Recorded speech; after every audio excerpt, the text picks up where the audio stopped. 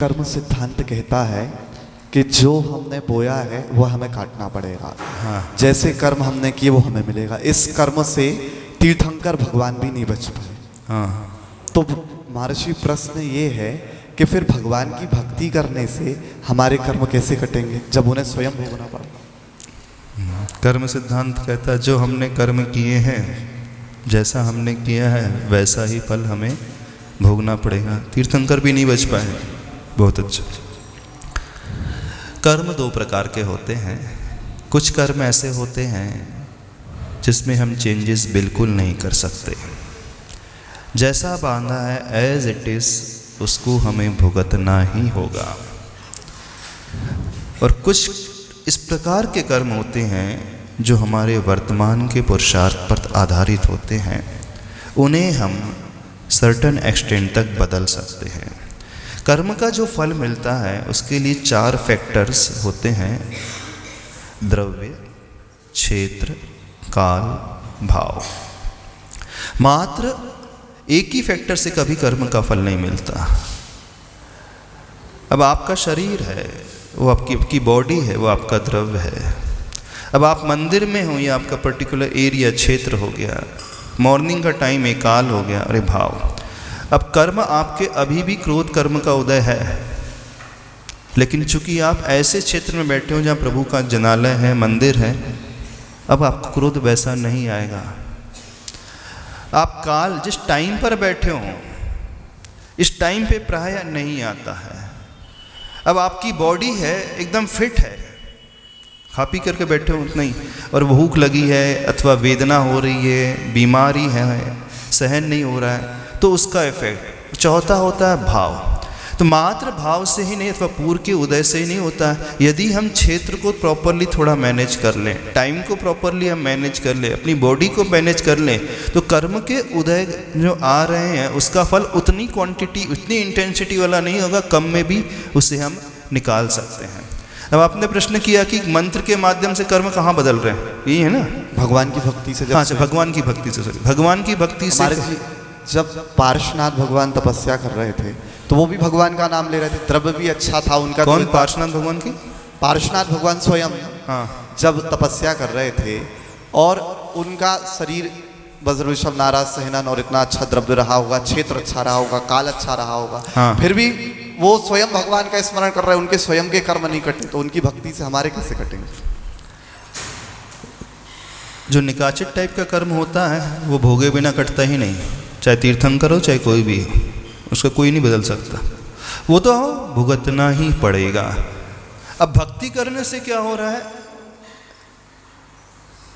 3 type से 4 type से effect होता है। जब हम प्रभु की भक्ति करते हैं तो हमारे पुराना कर्म जो है, जो बहुत ज़्यादा इंटेंस्ड है, इसकी इंटेंसिटी अशुभ पाप कर्म की बहुत अधिक है, तो भक्ति करने से प्रीवियस कर्म की इंटेंसिटी पाप कर्म की कम होती है। नया कर्म जो बनता है वो अच्छा ही बनता है। तीसरा, पुराना पूर्व का पाप कर्म कुछ सर्टेन परसेंटेज में पुण्य में कन्वर्ट होता है।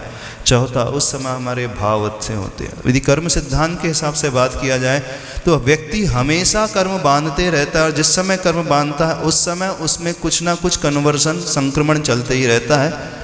उसको यदि हम उस टर्म में बोले तो बंधे अधा पवत्तो संक्रमण, एक संक्रमण का भेद आता है। हमेशा हम जो भाव कर रहे हैं उसके अनुसार कर्म बंधेगा नया, प्लस पूर्व का कुछ कर्म, यदि अच्छे भाव हैं तो अशुभ कर्म शुभ में कन्वर्ट होगा, बुरे भाव हैं तो शुभ कर्म, पुण्य कर्म पाप में कन्वर्ट होगा नियम से।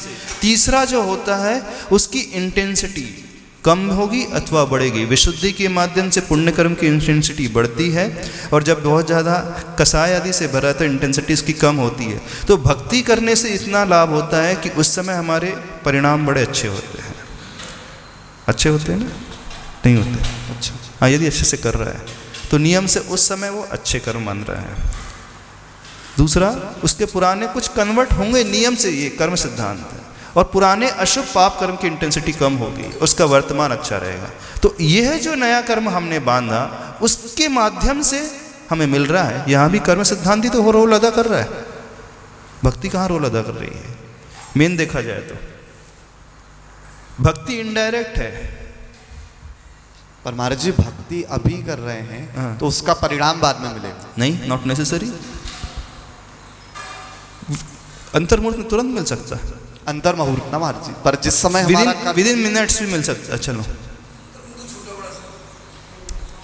कुछ 2 मिनट में ही मिल सकता है, नहीं मिल सकता।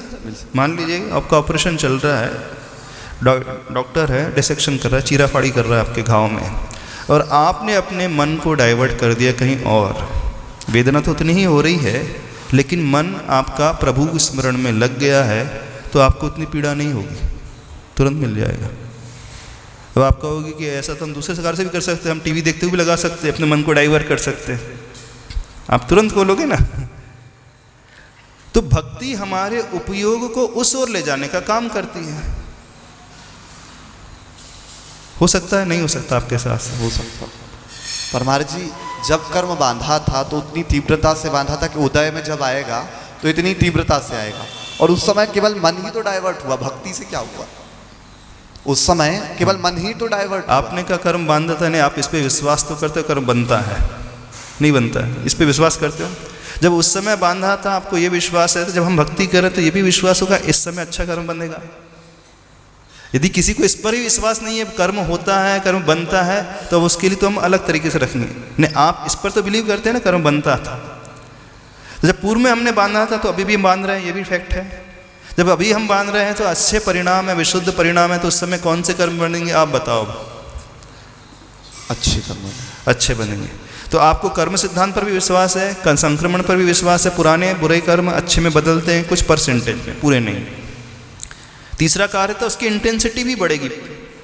जो हमारा बुरा कर्म आ रहा था उसकी इंटेंसिटी कम होगी, अच्छे कर्म के उदय की इंटेंसिटी, मात्रा और क्वालिटी, क्वांटिटी एंड क्वालिटी दोनों बढ़ेगी।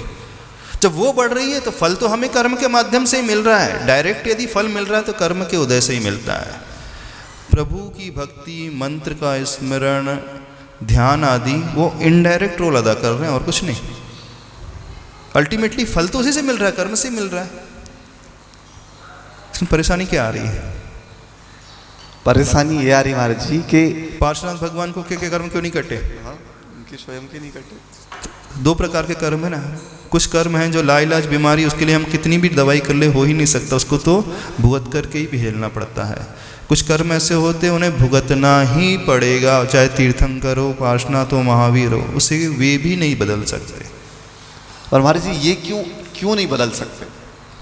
मतलब प्रभु उनके परिणाम इतने अच्छे रहे, उस समय भी इतने अच्छे, जब वो तपस्या कर रहे थे तो हमारी विशुद्धि तो रही होगी, उनके परिणाम तो अच्छे रहे होंगे। हाँ। तो पर उस समय जब कर्म उदय में आया तो वो क्यों नहीं बदला? फिर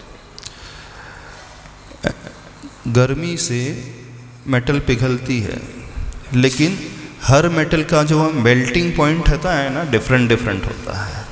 अब आपने छोटा सा गैस जला दिया, बर्नर जला दिया, अब उससे सोचो कि आप जो आयरन को मेल्ट कर लो, मेल्ट हो जाएगा?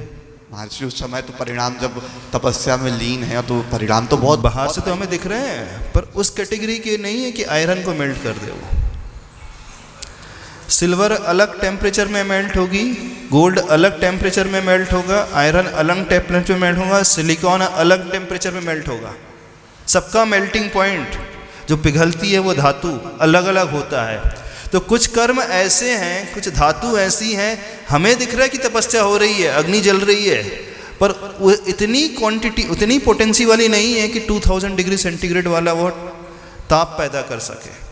दुनिया की नज़रों में तो ये आ रहा है अग्नि है, दुनिया की तो ये नज़रों में ये आ रहा है कुछ किया जा रहा है, वो किया तो जा रहा है, लेकिन वो जो अग्नि पैदा हो रही है उस क्वालिटी को नहीं हो रही कि जैसे वो सिलिकॉन को ही मेल्ट कर दे। अब सिलिकॉन तो मेल्ट ही नहीं होती है, अन्य सारी मेटल मेल्ट हो जाएंगी, कॉपर है, सिल्वर है, गोल्ड है, आयरन है, स्टील है, क्योंकि जो फर्नेस बनता है जिस पे ये मेटल मेल्ट की जाती है वो बनता है मेन सिलिकॉन के माध्यम से। यानी वो इतने पावरफुल होती है कि वो इतनी अग्नि को, ऊर्जा को झेल सकती है। तो कुछ कर्म ऐसे होते हैं उनको लिए बहुत तीव्र अग्नि देना पड़ेगा, तब कहीं जा कर के उससे वो मेल्ट हो गई नहीं, यानी वो भुगत करके ही, भोग करके ही निकलते हैं कर्म।